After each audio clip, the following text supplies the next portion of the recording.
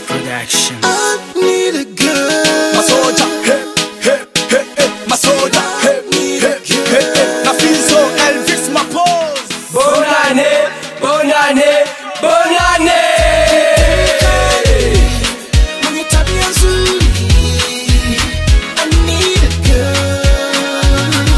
Akarusho lebo yabazaniye igiteramo Makamba muri Aston Villa kwa Kininga ni kwigerekerezo rya mbere nzero umwaka wa 2016. Ni ku munsi mukuru wa bonane kuva igihe cy'isaha 12:30 z'umuhingamo gushika buce muzoteramishwa n'abande rero Masoja yelo yelo kuva mu gisagara cya Bujumbura. Masoja hey hey hey hey. Masoja hey hey hey hey. Na feel so Titi Love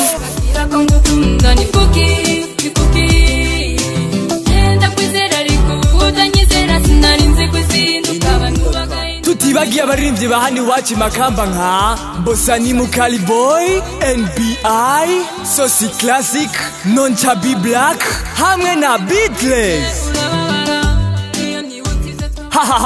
Kwinjira naho kukuza zoba ari 3,000 by'amafaranga y'amarundi gusa, hanyuma umwana nawe 1,500 cy'amafaranga y'amarundi gusa.